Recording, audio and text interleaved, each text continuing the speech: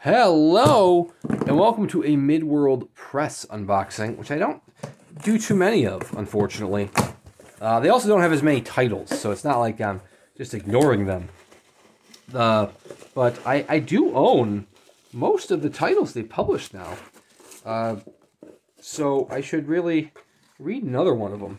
There are a couple that I'm still missing, but this is the newest one from them. This is John Dies at the End. Formerly by David Wong, now publishing under his actual name of Jason Pargin. So this is the first of his John and David series, or his John Dies at the End series.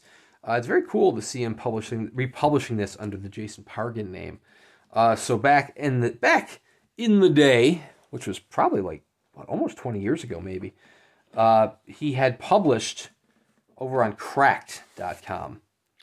And you got the little Eye of Korok on the cover there. It's really cool. You are under the Eye of Korok. It's on the back there, too. A nice little stained glass artwork here by MK Komins, or Komins. So anyways, it's probably almost like 20 years ago that John Dies at the End was first released online. This was limited to 500 copies. This is signed by Pargin. This is number 109. Oh, it is printed in multiple colors. Look at that. Look at the Eye of Korok in Midworld Press. Interesting. Very cool. I like that. It still says Midworld on the other side, but it kind of, went to the Dead World instead. What is the date? 2009 was the other book. Was when it originally published, copyrighted. So I'm a little off, more like 15 years ago. But anyways, oh yeah, it's got an introduction by Don Coscarelli, who actually did the oh, it's really cool. Don Coscarelli did the film adaptation. Anyone caught violating this copyright may be subject to eternal destruction brought about by the undying worm. That's awesome. Oh my god, that's cool. So this is not the first limited edition that John Dies at the End has received, although it is technically the first version under his actual name. Cemetery Dance did a version, new introduction, Pargin, 10 years after publication. Very cool. So Cemetery Dance did a version several years back, and that one sold really well. That one sold out. I once actually had a numbered edition copy. I ended up selling it because I was a damn fool. And I haven't gotten back around to rebuying that one. But that's a really cool edition. The boards on that one are something else. The boards underneath the dust jackets.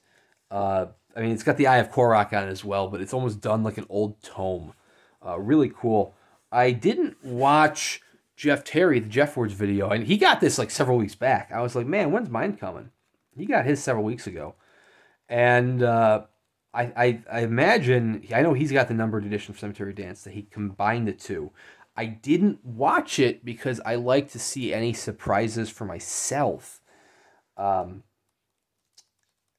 Like that Dead World Press, he might have found that. I don't know. But I like to see the surprises for myself, so I didn't watch it. So now I'm going to have to go back and watch it.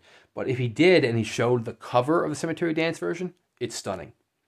So if you're not familiar with John Dies at the End, it is the story of John and David, two lovable losers who wind up in a whole world of hurt when they discover a new drug called soy sauce that really opens your eyes to the evils of the world and all other dimensional just mumbo jumbo. So this was written like periodically, like it's periodic, almost like episodic. On Cracked.com before it got an actual full novel publication. So there is a nice, almost a starter bit dealing with introduction to soy sauce, and then dealing with shit-ass. Was it shit-ass or shitload? I'm watching, I'm thinking it's shitload. Shitload, because there's a shitload of them in there. Shitload, which is a possessed dude, possessed by a shitload of demons. Shit-ass is just a phrase that I keep hearing in Reservation Dogs, which is a great show. You should check that out. Anyways, they end up saving the world from shitload. And then the second half of the novel, which actually a good portion of it, deals with the other world Korok. Yeah, I have Korok there. But just absolutely incredible characters. I haven't read the third, and I think there's now a fourth title. I feel like the fourth one just came out recently. The second title is This Book is Full of Spiders. Seriously, dude, don't open it or don't touch it. That one was superb. I loved the two I've read. And I also read Futuristic Violence and Fancy Suits, which is his first story in the Zoeverse.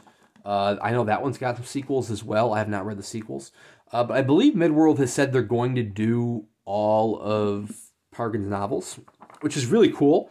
I would love to see nice little matching titles.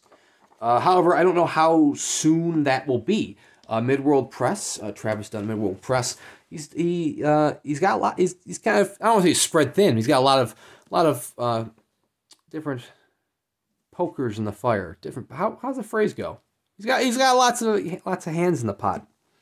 A lot of different plates spinning in the air. I'm just doing all the phrases, throwing them all there.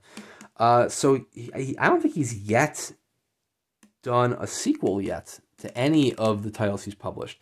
The very first title he published was the very first. Maybe it was the second. I can't remember if Those Across the River was the first or if it was the second. One was like the Triptych, Ian Tregellis, where he's going to do that series, and he's got the second one coming down the pipeline, but he still hasn't gotten there yet, so I don't know how swiftly he's going to get to the next David Wong, Jason Pargin novels, but I'm a patient man. It's not like he's not doing novels. He's doing quite a bit. He's just got a ton of special editions going at once. He just did The Black Company, which is superb. He's done quite a bit of Christopher Buehlman's titles, and Christopher Buehlman is a legend. Those Across the River was such a good read. Absolutely loved it.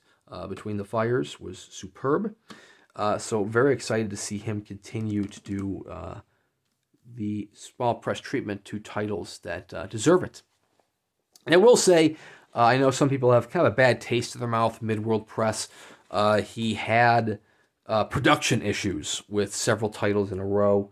The Black Company, I believe, for example, was advertised as having a ribbon marker, and it didn't have the ribbon marker, which I don't mind. It's, you know, I'm not going to complain about that.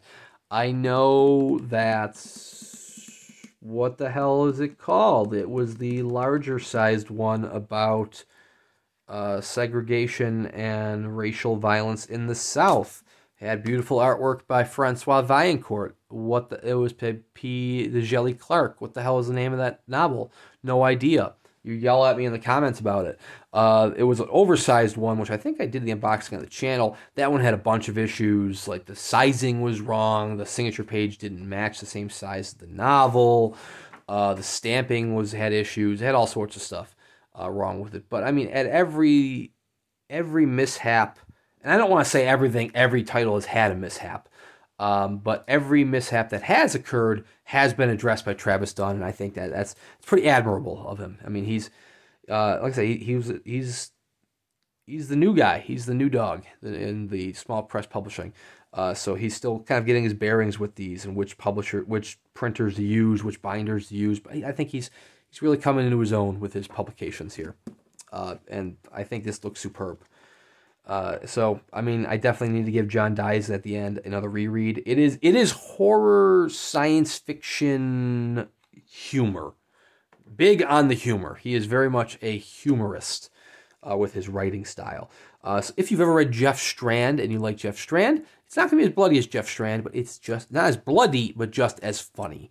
But seriously, check out John Dies at the end. If you can't find it under the Jason Pargin name, you can find it under the David Wong name. Copies are still available through Midworld Press, so check them out. He recently just listed a bunch of dinged copies on his site. I believe most of them sold out immediately. There might be a couple on there though, including that one that's by Clark with the artwork by Francois Vaillancourt, where I can't think of the title of it. But anyways, thank you very much for watching. Please consider liking and subscribing, and we'll see you around next time.